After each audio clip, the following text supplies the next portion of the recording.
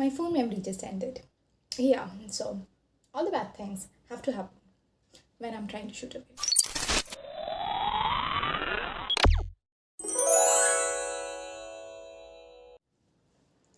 Hi guys, how are you all doing? I hope you're doing great. I understand the camera angle is a bit weird, but trust me, I tried to fix it for about like half an hour, but my mobile would just fall off. Yeah, so please bear with it.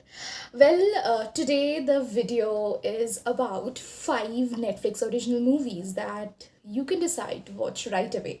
These are not like my absolute favorites, but definitely the ones which which would save you some time scrolling, and at least it would be a good one-time watch.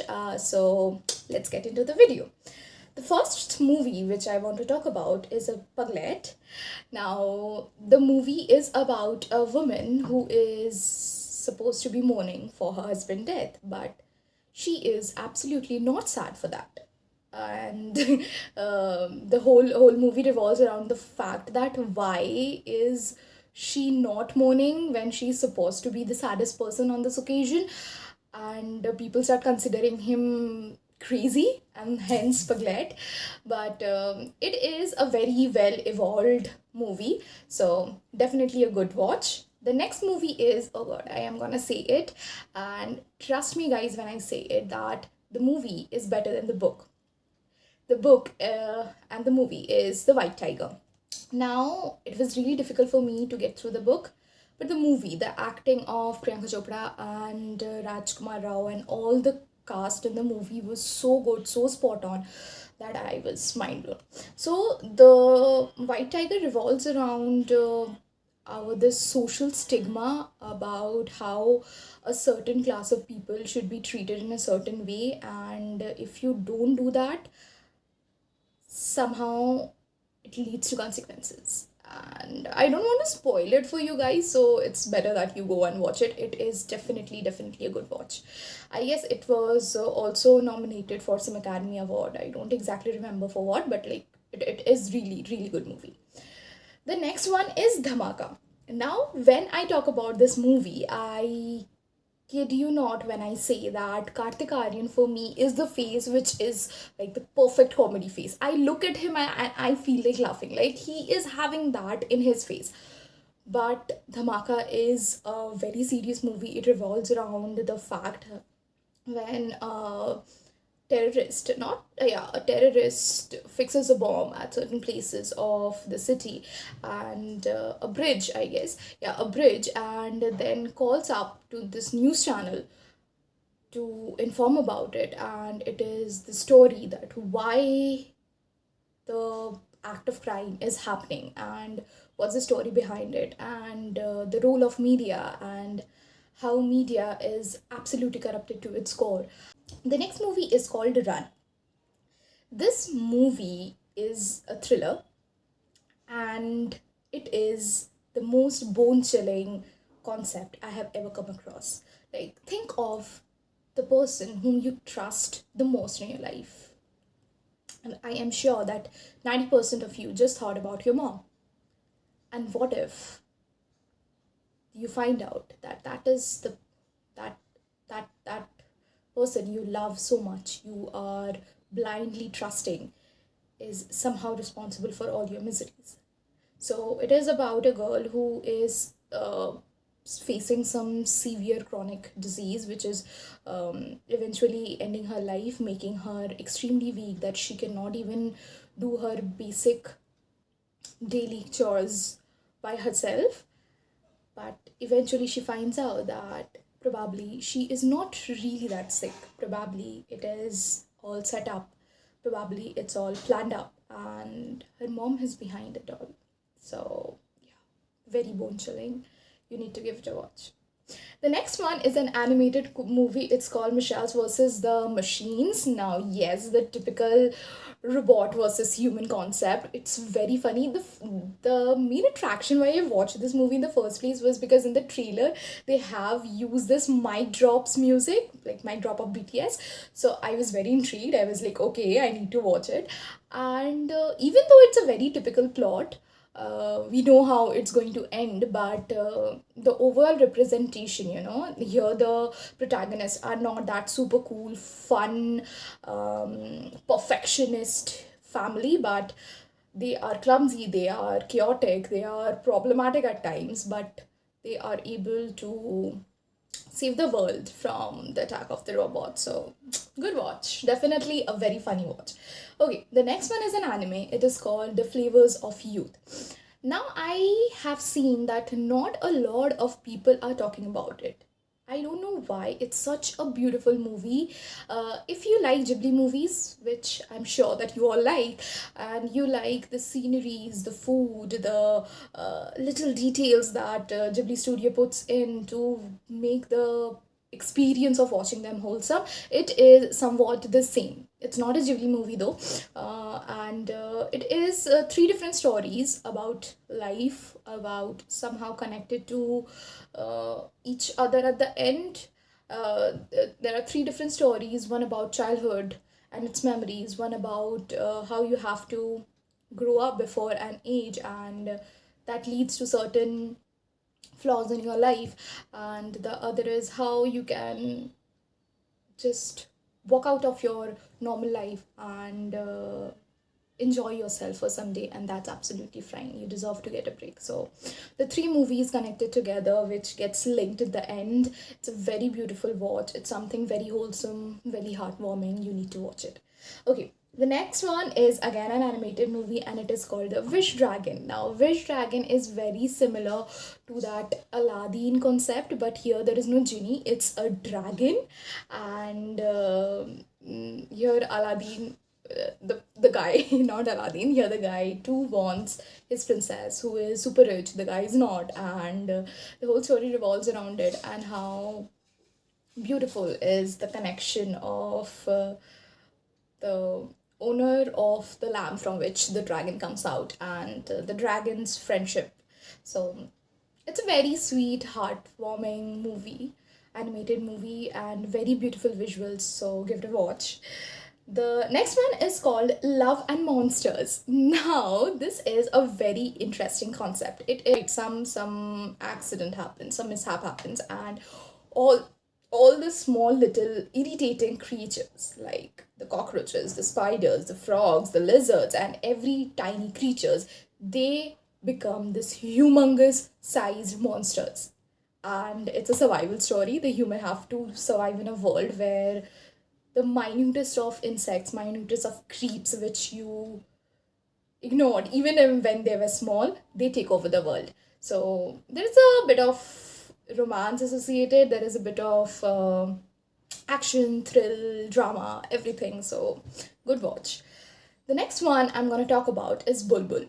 It is categorized as horror, and it is so 100% absolutely sure horror. It is set in Bengal of it is set in the setting is of Bengal in about 19th century, I guess, and 18th 19th century, and it is about women, their subjugation, witchcraft, not witchcraft, witch, the fear, the haunting, and how the supernatural is less scarier than actual human beings. So, yeah, dangerous movie. You need to watch it if you're a fan of horror movies. The next one is called Chopsticks. If you have watched Little Things, if you liked Kavya there, then you need to watch Chopsticks, because here Mithila is somehow, like, I feel like the character is pretty similar to Kavya's, and she's having this cute innocent character where she works really hard and buys her own car, and it gets stolen, and then she takes all the weird measures to find it, and that's the story, that's basically the plot, and this whole process, to find the stolen car, she ends up meeting the best of thief himself and how he helps her out.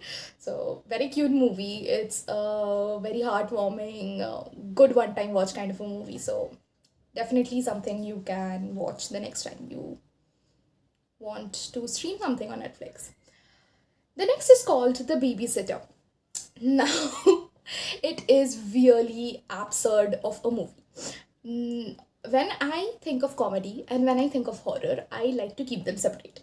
But this is a movie which is a blend of two. Yes, horror comedy, which I'm not a fan of, but I'm still gonna suggest it because it's so absurd. It is so idiotic that, if your friends are all together and you want to watch something which is incredibly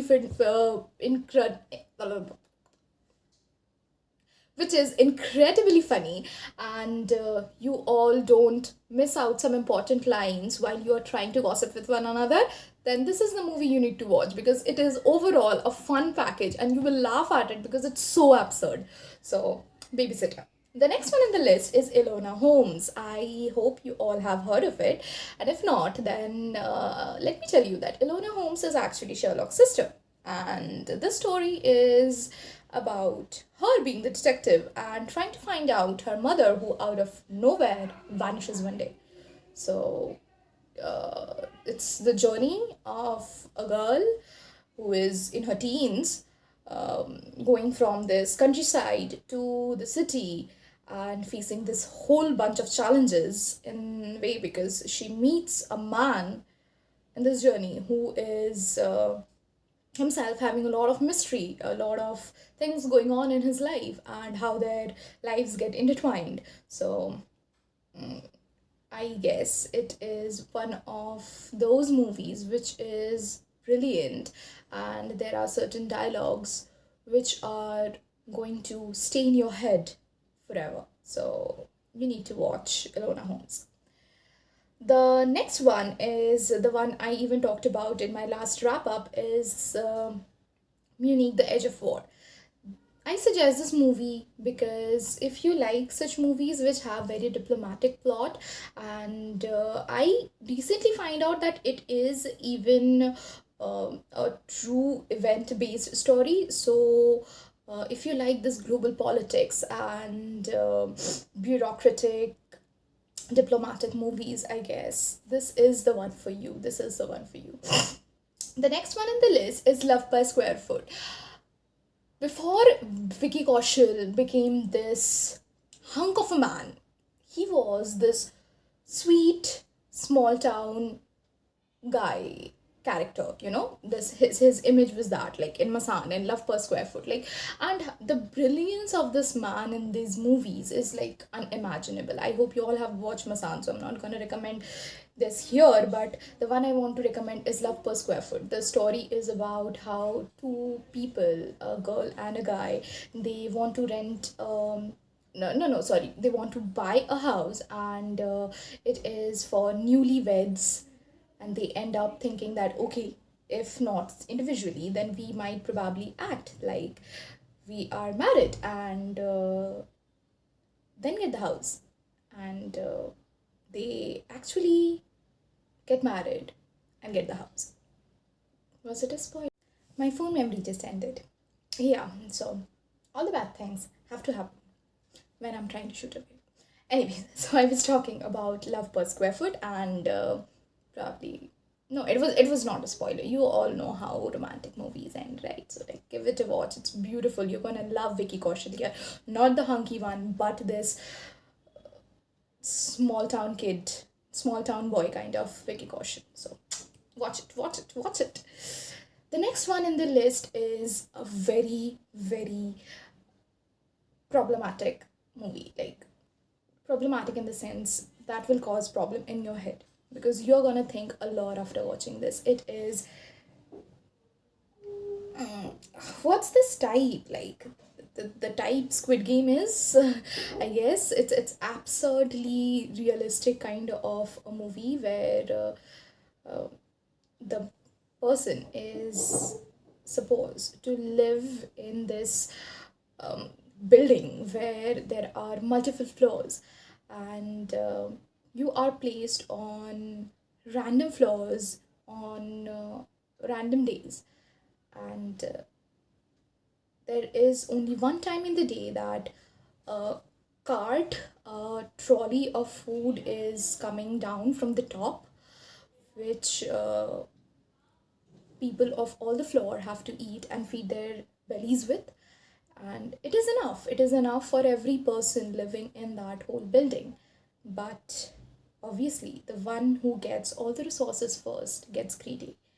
So it's about sustainability, it's about humanity, it's about human greed, it's about how bone chillingly inhuman we human beings are when it's the fact of satisfying self desires, how mind numbingly disastrous human beings can be to other human being. And I would suggest that please go through the plot and the trigger warnings and watch the trailer and stuff like that, because I'm a very claustrophobic person and I was pretty much troubled when I was watching this. So yeah, so we have come to an end of my recommendation list. I hope you all will watch something out of this, and let me know if you have any more Netflix original suggestions which I might watch, or other people watching this video can get recommendations from. And if you do end up watching any of the movies and if you like it, then please let me know. And the new video is gonna come up really, really soon. Bye bye.